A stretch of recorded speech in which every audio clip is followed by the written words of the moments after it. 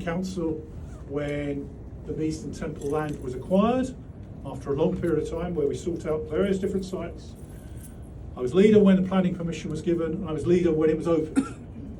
A monument to society, and indeed the biggest Hindu temple outside India. Akshardham, which followed some years later in just outside Delhi, was modelled on the Eastern Temple. So we had a little bit of the UK in India.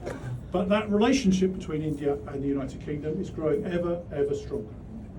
I also, for colleagues, should remember that the Ealing Road Temple was sold to the Indian community when I was leader, and now the Sanatan Temple is there. Unfortunately, still not quite finished, but you know we do things in stages, as we know. And equally temples right across northwest London. So I'm very proud to stand with the Hindu community. As you know, I'm chairman of the all-party group for British Hindus, and stand up and speak on behalf of British Hindus at every opportunity. You are the people that are most law-abiding, but unfortunately most likely to be the victims of crime. You contribute to our economy directly and don't ask for benefits. You look after your families, the extended family, and make sure that everyone is protected, and that's to be lauded. And now, of course, we've seen the inroads in politics that people have made. The glass ceiling has been smashed. Whether it's councillors in Harrow or Brent or across London, or indeed the Prime Minister and others who've followed him in terms of government. We now have a position whereby Hindus can aspire and achieve whatever you wish to achieve. There is no stopping you, and that's great.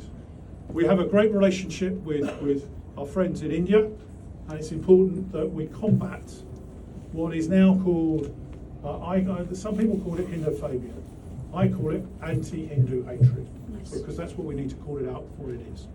We must be tolerant, as you are, encourage people to participate in the religion, make people understand the religion that's existed for more than 6,000 years, and as we celebrate the festival of Diwali, as we always say, the triumph of light over darkness, good over evil, just think, as I always say, the world would be a much better place if everyone followed the traditions of Dharmic religion.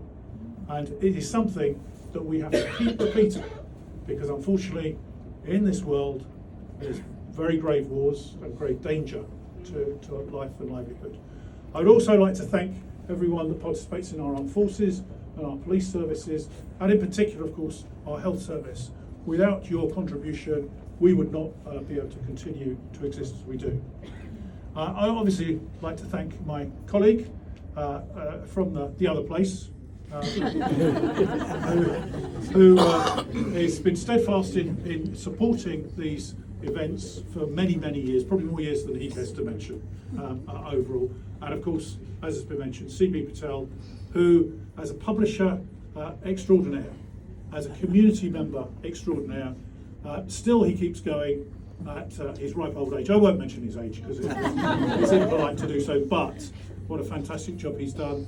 And of course now handed on to successors to make sure that what he's passing on is a bequest that will continue.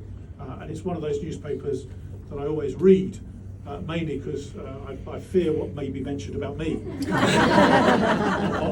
on a regular basis. But ladies and gentlemen, let us hope that we have a very peaceful Diwali on Sunday.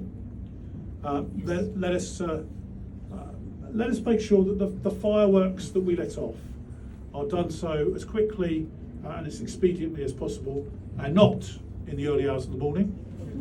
We should respect animals, we should respect our neighbours, and in particular respect children who will be trying to sleep before they go to school on Monday. And then let us look forward to the new year being happy, peaceful, prosperous, and above all else, healthy.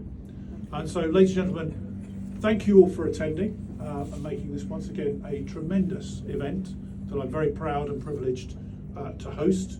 And as we say, this time, I look forward to hosting this again next year. We may have a general election before that. Now, here's the bargain.